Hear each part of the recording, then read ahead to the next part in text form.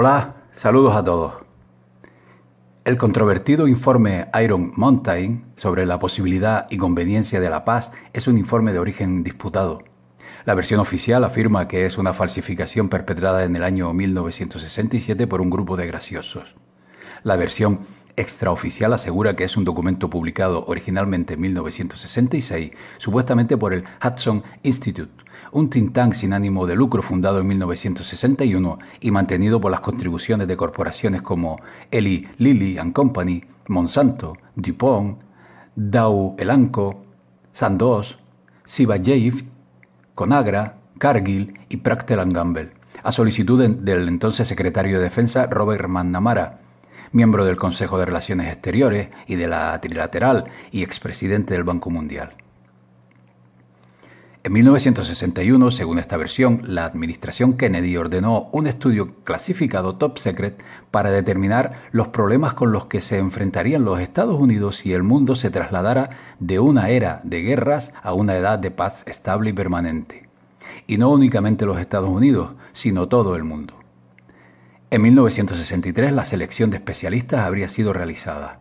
El grupo final consistiría en 15 expertos en varias disciplinas académicas, seleccionados por su experiencia en sus respectivos campos. Durante 2 años y medio, los componentes del grupo mantuvieron citas regulares hasta que a finales de marzo de 1966 quedó redactado el informe final, destinado en principio a funcionarios gubernamentales de alto rango. Su primera y última reunión se habría celebrado en un refugio de supervivencia nuclear llamado Iron Mountain.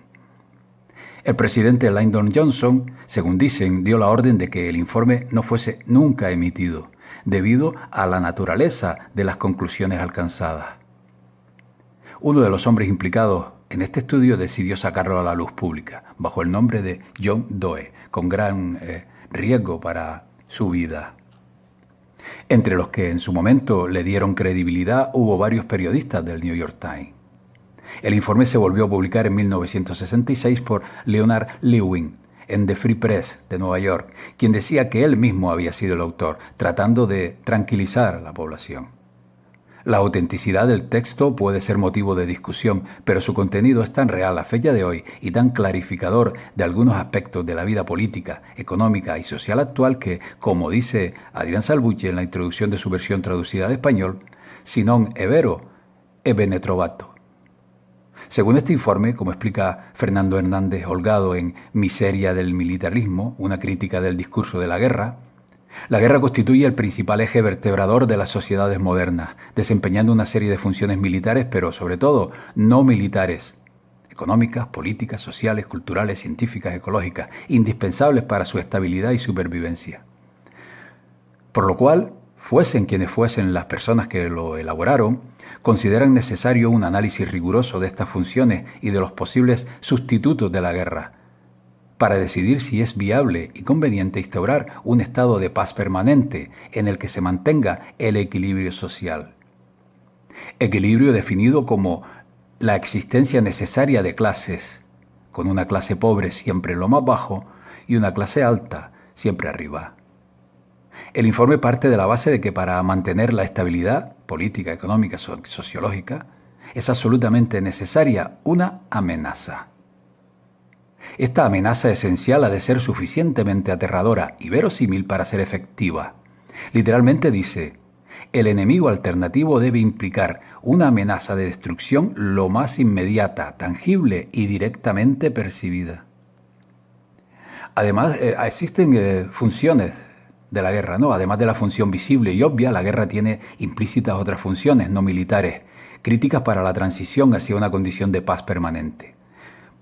Entre ellas, por ejemplo, funciones económicas, y el informe habla de que la guerra ha brindado tanto a las sociedades antiguas como a las modernas un sistema confiable para estabilizar y controlar las economías nacionales. La producción bélica es progresista, debido a que constituye una producción que, de otra manera, no se hubiera realizado. Esto habla David Bazelon en The Scarcity Makers. En el terreno de las funciones políticas, la función de la guerra, según afirma el informe, es esencialmente organizacional. Esto lo realiza esencialmente brindando una amenazante necesidad externa para que una sociedad acepte ser gobernada políticamente. Al hacerlo, establece la autoridad del gobierno para controlar a sus ciudadanos. Entre las funciones sociológicas de la guerra en este campo, la más obvia es el uso tradicional de las instituciones militares para brindar a los elementos antisociales un rol aceptable dentro de la estructura social.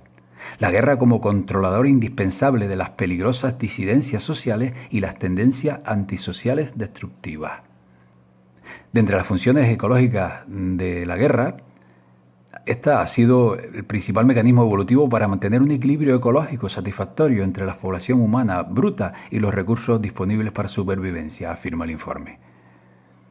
Existen funciones culturales y científicas en la guerra, y el informe habla de la constante en el arte y la cultura de alusiones bélicas, desde las danzas de la guerra a la literatura, Shakespeare, pasando por la pintura, Goya o la música, Beethoven. Entre otras funciones mencionan, y estar atentos, el informe habla de que la guerra como un factor de liberación social general. Esta es una función psicológica que sirve a las mismas funciones para la sociedad que las vacaciones, la celebración y la orgía para el individuo. La liberación y redistribución de tensiones indiferenciadas. La guerra brinda el necesario periódico reajuste de los estándares de comportamiento social, el clima moral, y permite disipar el aburrimiento general. La guerra como estabilizador generacional permite a las generaciones más viejas que se van deteriorando físicamente mantener una cuota de control sobre la generación más joven, destruyéndola si es preciso. Como clarificador ideológico, no puede haber más de dos lados en una guerra. Como base de entendimiento internacional para enriquecimiento de una cultura nacional con los logros de otra. En cuanto a la sustitución de la guerra, ¿no?, hablan de que si el sistema de la guerra como tal desapareciese, se deberían crear instituciones sustitutas capaces de satisfacer las necesidades sociales de las funciones no militares resueltas por aquella, afirma. Sin perder de vista que un sustituto viable para la guerra ha de brindar una amenaza de vida o muerte verosímil, o no servirá para la función social organizadora que cumple la guerra. Es decir, la amenaza ha de ser de una magnitud y terror sin precedentes. Los potenciales sustitutos de la guerra se van analizando en el informe Iron Mountain, siguiendo los mismos terrenos que en el análisis de las funciones de esta. Mencionaremos según hace el informe, pero no entrar a detallar todo esto porque es demasiado extenso, ¿no? Existen también unos sustitutos económicos, por ejemplo, un programa integral de acción social dirigido hacia la máxima mejora de las condiciones generales de la vida humana. Un programa de investigación espacial gigantesco y sin meta concreta orientado hacia objetivos no realizables. Esto permitiría la inversión de fondos sin límite, ya lo hacen, y sin justificación, aunque adolece del carácter de amenaza inminente que se considera esencial. Un sistema de inspección de desarme permanente, ritualizado y ultraelaborado, y variantes de semejante sistema. La organización de mecanismos de inspección podría ser ritualizada de una forma similar a lo que ocurre con los procesos militares establecidos. No habría dificultad en inflar el presupuesto para tales inspecciones hasta una escala militar. Entre los sustitutos políticos destaca una fuerza policial internacional omnipresente y virtualmente omnipotente. Una amenaza extraterrestre establecida y reconocida. Una contaminación ambiental masiva y global. Enemigos ficticios alternativos. Recuerden, estamos hablando de comienzos de los años 60. Sustitutos sociológicos. Por ejemplo, una forma moderna y sofisticada de la esclavitud. Otro posible sustituto para el control de enemigos potenciales de la sociedad lo conforma la reintroducción, de alguna manera consistente con la tecnología y los procesos políticos modernos, de la esclavitud. Dice el informe que resulta totalmente posible que el desarrollo de una forma sofisticada de esclavitud se transforme en un requisito absoluto para lograr el control social en un mundo en paz. ¿Les suena? Hay funciones motivacionales, por ejemplo, contaminación ambiental intensificada, nuevas religiones u otras mitologías, juegos de sangre socialmente orientados. De la misma manera, habla el informe de que lo hizo la Inquisición española y los menos formales juicios de brujas en otros tiempos, con el propósito de lograr la purificación social, la seguridad del Estado u otros objetivos que sean tanto aceptables como creíbles para la sociedad de la posguerra. Vale la pena, dice el informe, considerar cuidadosamente una institución que combine la función motivacional con la de control, basada sobre el antecedente de la represión étnica organizada. Y por otra parte también sugieren una combinación de estas dos formas. Sustitutos ecológicos, por ejemplo, un programa integral de eugenesia aplicada. La limitación de la guerra en esta función es enteramente eugénica. La guerra no ha sido genéticamente progresista, aunque se está produciendo una mejora cualitativa realmente importante, afirma. Sustitutos científicos, los requerimientos secundarios de programas de la investigación espacial, la asistencia social y o la eugénica. Una vez analizado y para concluir y evaluados los potenciales sustitutos de la guerra, se llegó a las conclusiones en este informe Iron Mountain.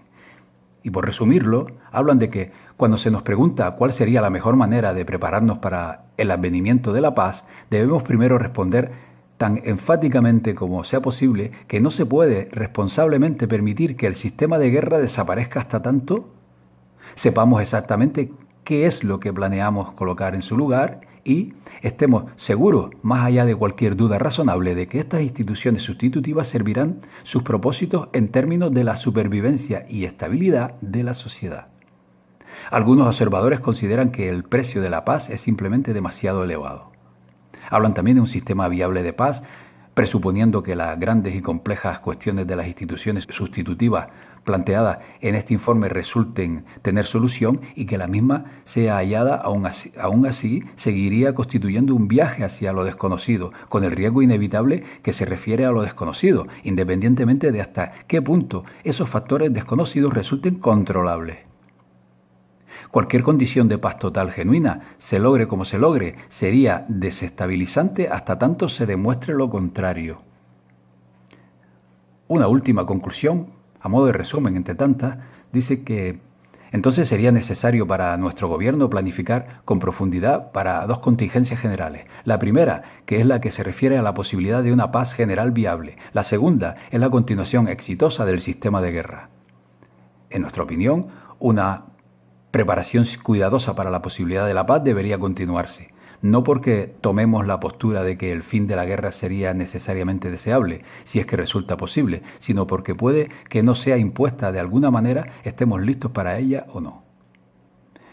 El informe termina recomendando la creación, bajo una orden ejecutiva del presidente, de una agencia de investigaciones de guerra y paz permanente, a la que asigna un nutrido listado de tareas, entre las que destacaremos solamente una: la determinación de los niveles mínimos y óptimos de la destrucción de vida, propiedad y recursos naturales, como requisito para lograr la credibilidad de una amenaza externa, lo que resulta esencial para funciones políticas y motivacionales.